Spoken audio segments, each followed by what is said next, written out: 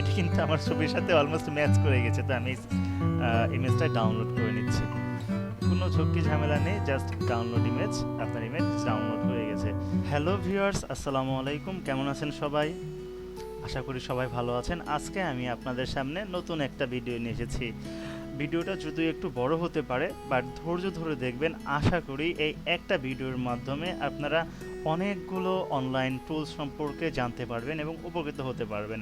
তো আর কথা বাড়াবো না, শুরু করছি আজকের ভিডিও। মনোযোগ সহকারে দেখুন এবং এখনও পর্যন্ত যারা আমার চ্যানেলটি সাবস্ক্রাইব করেননি তারা অতি দ্রুত সাবস্ক্রাইব করে বেল আইকনে ক্লিক করবেন এবং লাইক কমেন্ট শেয়ার করতে ভুলবেন না। পুরো ভিডিওটি না টেনে মনোযোগ সহকারে দেখেন, পরতে থাকছে আপনাদের জন্য চমক। তো শুরু করছি আজকের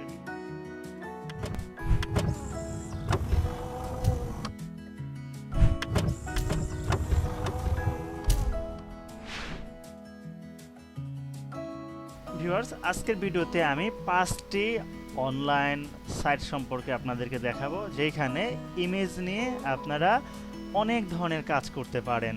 লাইক আপনাদের একটা ইমেজের উপর যত ধরনের কাজ করার প্রয়োজন হতে পারে, ইমেজ ছোট করা, বড় করা, রেজুলেশন বাড়ানো, রেজুলেশন কমানো, ব্যাকগ্রাউন্ড রিমুভ করা এবং ফটোশপের যত কাজ আছে সব কাজগুলো আপনারা অনলাইনে করতে পারবেন।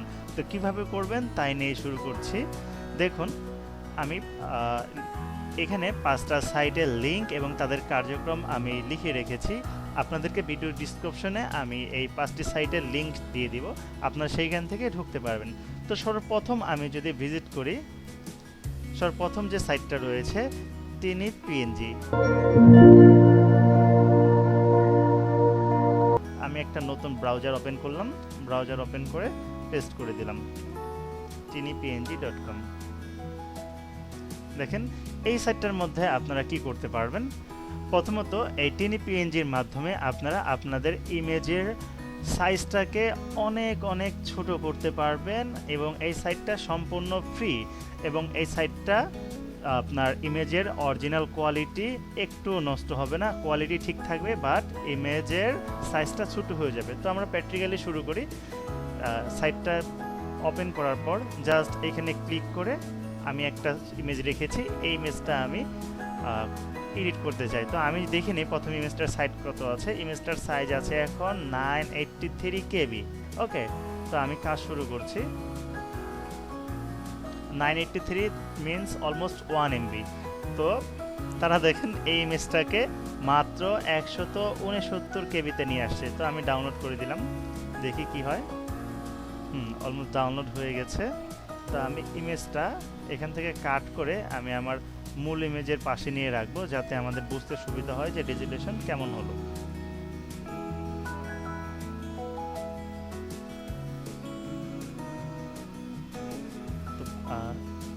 কপি করার জন্য আমি একটু ডাউনলোড থেকে ইমেজটার নামটা একটু চেঞ্জ করে নিচ্ছি, লাবির টিনিপিএনজি। ওকে, যেহেতু টিনিপিএনজির মাধ্যমে করেছি। ওকে, এবার আমি দেখব ইমেজের রেজুলেশনটা। এই ইমেজটা টিনিপিএনজি, এখন আমি যেটা করছি 169 কেবি এবং এখানে দেখছি আমার অরিজিনাল ইমেজটা দেখতে পাচ্ছেন, লাইভ টিনিপিএনজি এবং অরিজিনাল ইমেজ। আমার মনে হয় খুব বেশি পার্থক্য দেখা যাচ্ছে না, অর্থাৎ আমি কোনো পার্থক্য দেখতে পাচ্ছি না। আপনারা দেখতে পারেন কি না আমি জানি না, আমার চোখে পার্থক্য পড়ছে না। অর্থাৎ আমার মনে হয় যে আমার 169 কেবির ইমেজ এবং 1 MBর ইমেজ কোয়ালিটি একই। আপনারা দেখতে পাচ্ছেন যে আমি এখানে মুভ করছি ইমেজটা। ওকে, তার মানে আমি বুঝতে পারলাম যে আমার যে ইমেজ দুইটা, যেটা হচ্ছে অরিজিনাল লাইভের কোয়ালিটি ছিল 983 কেবি সাইজ এবং লাইভ টিনিপিএনজির সাইজ হয়ে গেল 165 কেবি, বাট কোয়ালিটি সেম। তো আপনারা বুঝতে পারছেন টিনিপিএনজির মাধ্যমে কীভাবে কাজ করা হয়। এরপর আমি চলে যাব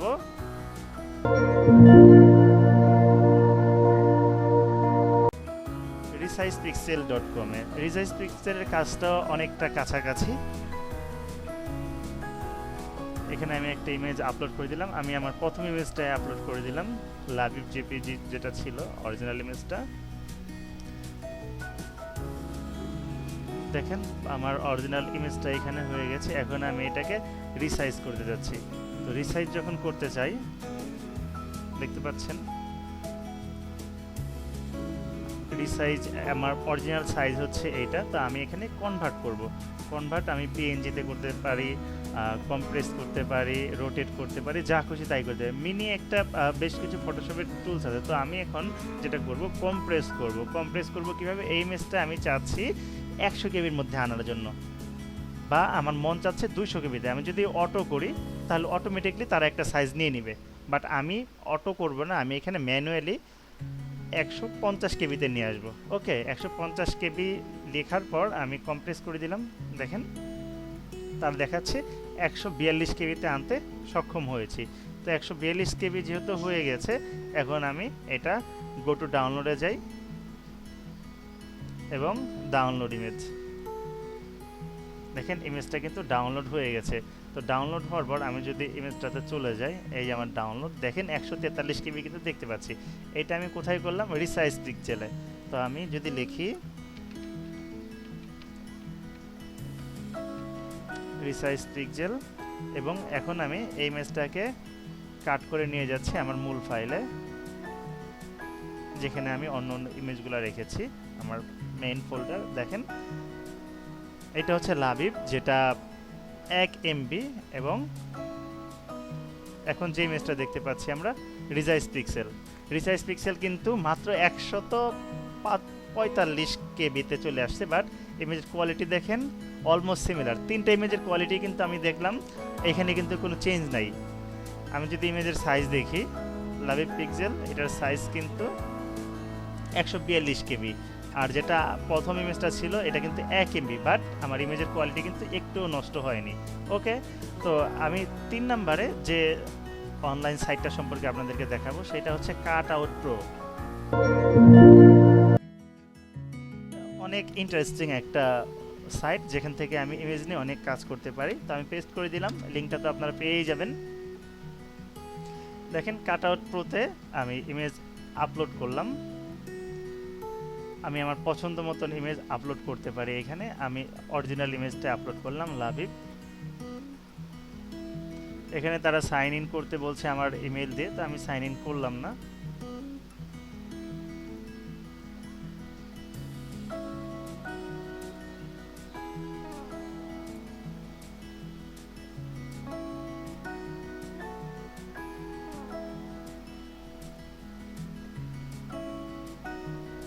দেখেন লাবিব নামের যে ইমেজটা আমি কনভার্ট করছিলাম, ওই ইমেজটার সাইজ ছিল 1 MB অরিজিনাল ইমেজ, আর এখানে আমার ইমেজটা কম্প্রেস হয়েছে, বাট কোয়ালিটি আপনারা দেখতে পাচ্ছেন কি পরিমাণ কোয়ালিটি চেঞ্জেস আসছে।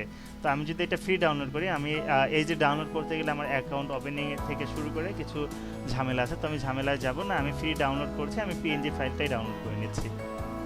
তো আমি চলে যাই ফোল্ডারে, আবার এখান থেকে এটা যেহেতু আমার cut out, Labib cut out লিখে আমি সেভ করছি। দেখেন 923 কেবি হয়েছে, অর্থাৎ সাইজ কিন্তু আমার অলমোস্ট সিমিলার বা একটু কম আছে, বাট আমার ইমেজের কোয়ালিটিটা যদি দেখেন আপনি, আমি যদি কম্পেয়ার করি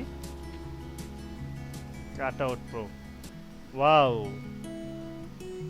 আমার অরিজিনাল ইমেজের চেয়ে কয়েক গুণ বেশি সুন্দর হয়ে গেছে। দেখতে পাচ্ছেন আমার অরিজিনাল ইমেজ ছিল এইটা, এবং কাট আউট প্রোর মাধ্যমে ইমেজটার কোয়ালিটি এবং ইচ অ্যান্ড এভরিথিং, ইভেন ইমেজটা অলমোস্ট এডিট হয়ে গেছে অনেক ক্ষেত্রে। ওকে, তো দেখতে পাচ্ছি কাট আউট প্রো কীভাবে কাজ করে। তো আমার 3টা সাইট অলমোস্ট আপনাদেরকে দেখিয়ে ফেলেছি। এখন আমি যাচ্ছি রিমুভ বিজিতে। এই সাইটটা নিয়ে আমি অনেক কাজ করি এবং আমার অনেক পছন্দের একটা সাইট রিমুভ বিজি।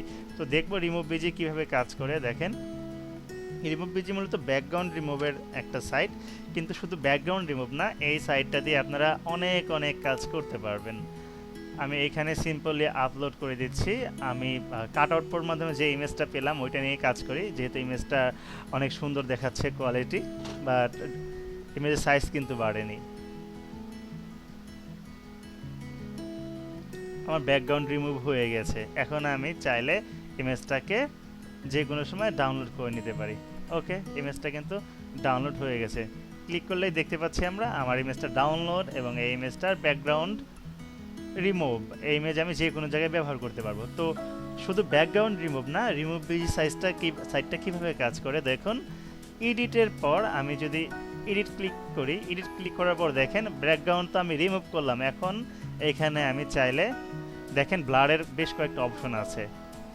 এটা একরকম ব্লার হচ্ছে, এটা আরও ব্লার, এবং এটা আরও বেশি ব্লার। ঠিক আছে, এভাবে ব্লার করতে পারি আমি ইমেজ। তো আমি যদি ইমেজ ব্লার না করে আমি চাই যে এই ইমেজটাকে আমি ব্যাকগ্রাউন্ডে অন্য কিছু আনবো, এখানে দেখেন প্রচুর ব্যাকগ্রাউন্ড অপশন আছে। আপনারা আপনার পছন্দ মতন ব্যাকগ্রাউন্ডে ক্লিক করবেন, একটু সময় অপেক্ষা করবেন, দেখবেন চলে আসছে, দেখতেই পাচ্ছেন। তো আমার পছন্দ হচ্ছে আমি একটা ব্যাকগ্রাউন্ড সিলেক্ট করতে পারি। আমি নিচের দিকে আসি, যে ব্যাকগ্রাউন্ডটা আমার পছন্দ হবে সেই ব্যাকগ্রাউন্ডটা আমি সিলেক্ট করব। এটার মাধ্যমে আপনারা যে কোনো ব্যাকগ্রাউন্ড সিলেক্ট করতে পারেন। আমার অত্যন্ত পছন্দের একটা সাইট এই রিমুভ পেজি। আমি ফটোশপে যে কোনো কাজ করার আগে এই রিমুভ পেজের মাধ্যমে কিছু কাজ করে থাকি। ক্লিক করে একটু অপেক্ষা করবেন, দেখেন ব্যাকগ্রাউন্ডটা কিন্তু রিমুভ হয়ে যাচ্ছে, এবং রিমুভ হওয়ার পাশাপাশি ব্যাকগ্রাউন্ডটায় নতুন আরেকটা ব্যাকগ্রাউন্ড চলে আসছে। তো এই সাইটটা নিয়ে আপনারা কাজ করতে পারেন, আশা করি আপনাদের অনেক ভালো লাগবে। এবং এই সাইটটার কাজ নর্মালি খুব অল্প সময়ের মাধ্যমে ফটো এডিট করে আপনারা যে কোনো যে ব্যাকগ্রাউন্ডগুলো এখানে আছে এরকম ব্যাকগ্রাউন্ডগুলো আপনারা বসাতে পারেন এবং কাজ করতে পারেন। আমার মনে হয় যে এই সাইটটার মাধ্যমে আপনারা উপকৃত হবেন, যেহেতু আমি নিজে অনেক ক্ষেত্রে এই সাইটের মাধ্যমে উপকৃত হই। নানান ধরনের ব্যাকগ্রাউন্ড রিমুভ করার প্রয়োজন হতে পারে বিভিন্ন সময়। তো আমি কিন্তু এই সাইটটা ব্যবহার করে এই সার্ভিসগুলো পেয়ে থাকি। তো আশা করি আপনারাও পাবেন। দেখেন আমি একটা নতুন ব্যাকগ্রাউন্ড বসালাম, এটি কিন্তু আমার ছবির সাথে অলমোস্ট ম্যাচ করে গেছে। তো আমি ইমেজটা ডাউনলোড করে নিচ্ছি, কোনো ঝক্কি ঝামেলা নেই, জাস্ট ডাউনলোড ইমেজ। আপনার ইমেজ ডাউনলোড হয়ে গেছে। তো আমি যদি যাই এখন আমার মূল ফাইলটাতে, যেখানে ডাউনলোড হলো, ডাউনলোডসে okay cut out pro PNG preview, আমি এখান থেকে দুইটা ইমেজই কাট করছি, কাট করে নিয়ে যাচ্ছি যেখানে আমার ইমেজগুলো রাখা ছিল। দেখেন এখন যদি আমি একটা একটা করে ইমেজ দেখি, এটা হচ্ছে কাট আউট প্রো, এটা হচ্ছে রিজাইজ পিক্সেল, এবং টিনি পিএনজি, এটা আমার অরিজিনাল ইমেজ, এবং এইটা হচ্ছে রিমুভ বিজির মাধ্যমে আমি যে কাজটা করেছি। এবং রিমুভ বিজির পাশেই রয়েছে আমার যেটার কোনো ব্যাকগ্রাউন্ড নেই, এবং এটা হচ্ছে একটা ব্যাকগ্রাউন্ড অ্যাড করে। যেহেতু চারটা সাইট তো দেখালাম, আশা করি আপনারা অনেক পছন্দ করেছেন, অনেক গুরুত্বপূর্ণ চারটা সাইট। এবং সর্বশেষ আমি যে অনলাইন সাইটটা দেখাবো সেটা হচ্ছে একটা ফটোশপ।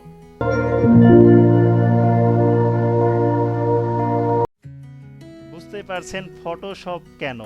আসলে ফটোশপ তো আমরা যারা গ্রাফিক ডিজাইনার তারা অ্যাডোবি ফটোশপ দিয়েই কাজ করে থাকি। কেউ CS6 বা সিসি নানান ধরনের ভার্সন ব্যবহার করে থাকি। তো আমি যেটা এক সময় ফিল করলাম যে আমার অফিসে আমার ছোটোখাটো দুই একটা ফটোশপের কাজ করা প্রয়োজন, কিন্তু আমি যদি ফটোশপের আমার সফটওয়্যারটা অফিসে ইনস্টল করা নেই, তো অফিসে ইনস্টল যদি করতে যাই তাহলে অ্যাডমিনিস্ট্রেশনের পারমিশন লাগবে, এবং কোম্পানি এটাতে এগ্রি হবে না, কারণ আমার কোম্পানি পারচেস না করে কোনো সাইট ব্যবহার করে না। তো আমার ছোটো কাজের জন্য একটা ফুল সফটওয়্যার তারা পারচেস করবে না। তো আমি এখন কি করতে পারি? আবার অনেক ক্ষেত্রে দেখা যায় যে ল্যাপটপের কোয়ালিটি খুব বেশি ভালো থাকে না, ল্যাপটপের প্রসেসর কোয়ালিটি খুব ভালো না থাকার কারণে আপনার বড় সফটওয়্যার ইনস্টল করলেই হ্যাং হয়ে যায়। তো সেই ক্ষেত্রে আমাদের সমাধান হচ্ছে ফটোপিয়া। দেখেন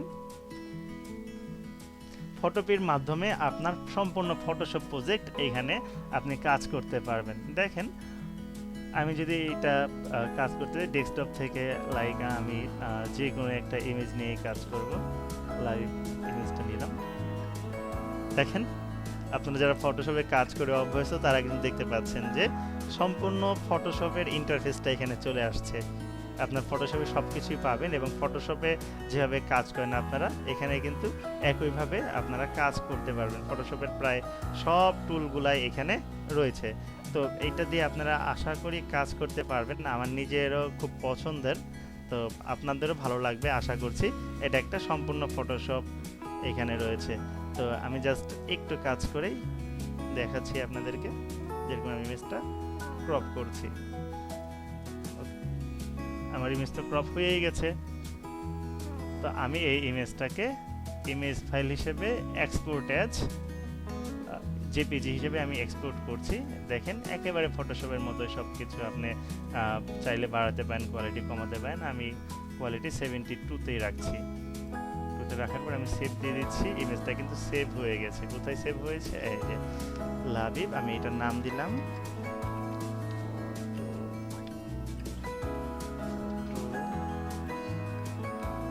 ক্রপ, যেহেতু আমি ক্রপ করেছি। ওকে, এবার আমি এই ইমেজটাকে নিয়ে যাব